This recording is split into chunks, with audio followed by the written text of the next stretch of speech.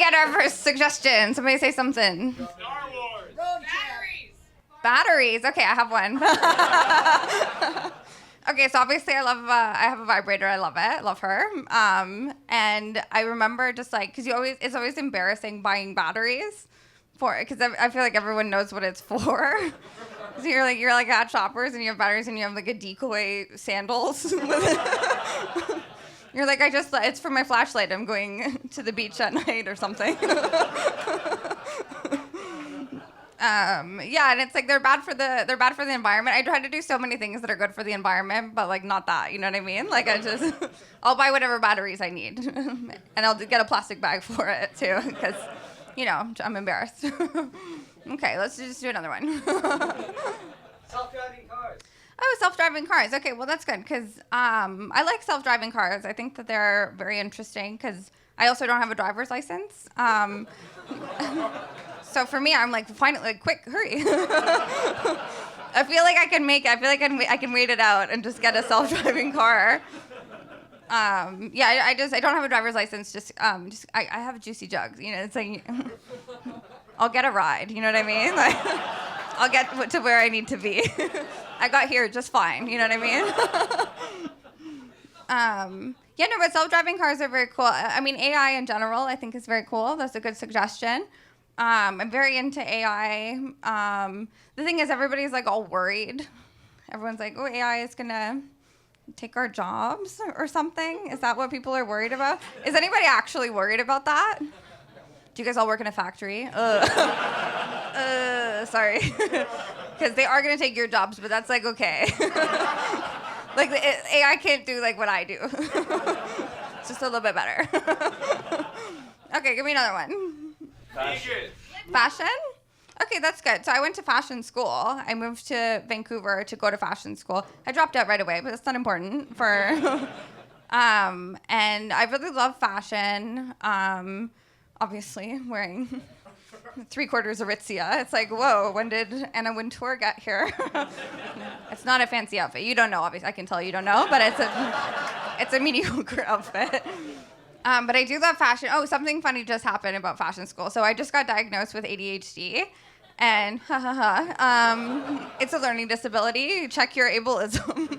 I don't know, but I was in like I was meeting with this like specialist, and he was like for ADHD, and he was like asking me about my schooling and stuff, and I was like, oh, I went to fashion school, but I dropped out, and he was like, we actually get a lot of fashion school dropouts. And I was like, that makes a lot of sense. Like, I feel like when people apply to fashion school, they should just send a thing back that's like, maybe you just have ADHD. Maybe you don't need to waste this much of your parents' money learning to make a skirt. But fashion is really fun. I'm trying to dress more like a hacker. It's not really coming across right now, but I feel like hacker is like the new look. That's just info for you. That's just helpful. Okay, give me another one. Vancouver. I mean, Vancouver's good. It's better than here, but you know that. That's not...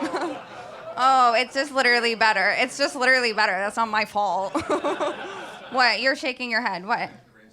It rains too much? It rained today. Like, get over yourself, Toronto. This is why everyone hates you, because it's like, oh, Vancouver rains too much. You're fucking under snow all year.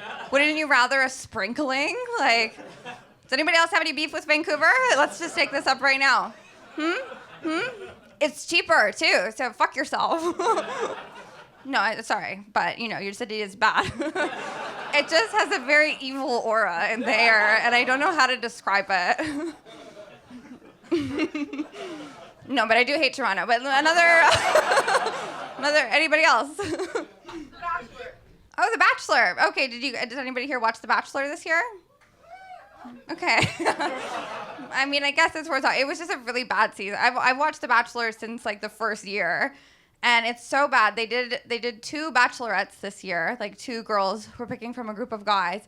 And I hate it when it's all guys. Like, I like it when it's one guy and a bunch of girls, because girls know how to be competitive about a guy.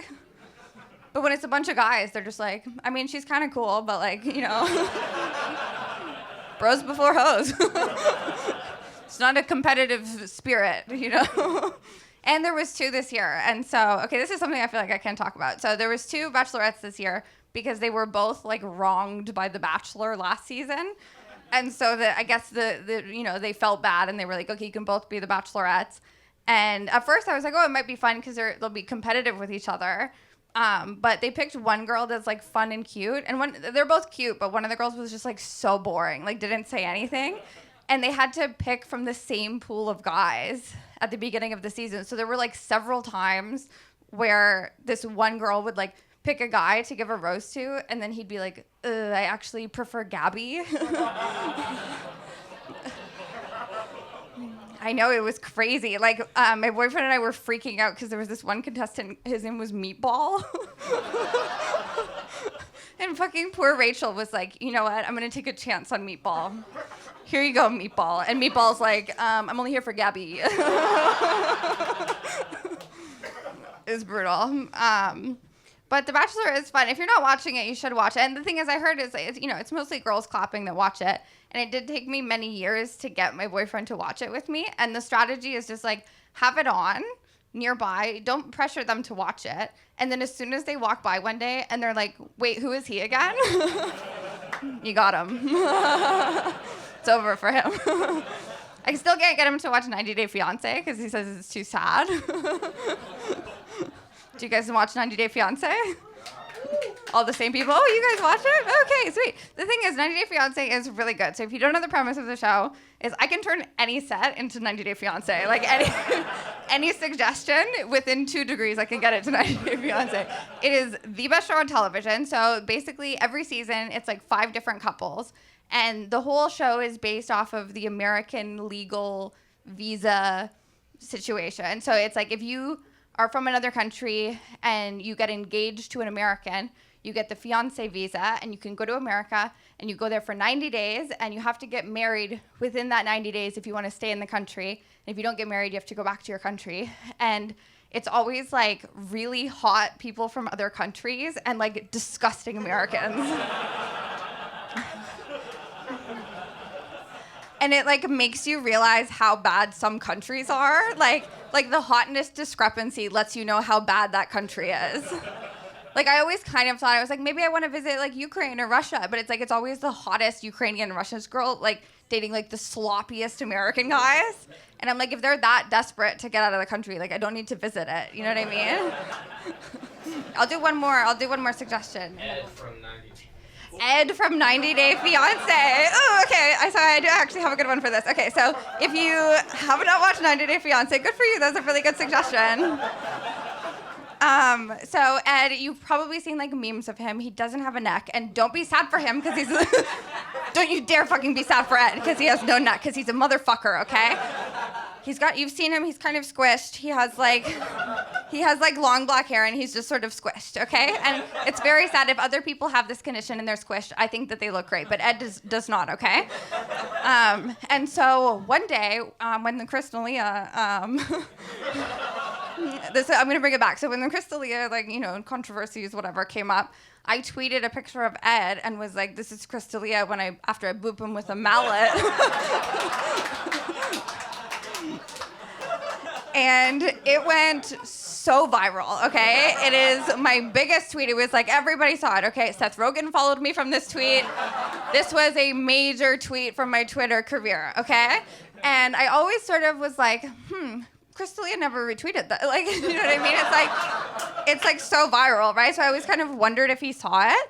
And then a couple weeks ago, he posts a screenshot of it on his Instagram grid. Made it to grid without my handle in it, and the caption was like, "Stop sending me this." Let's bring Jeremiah back up here.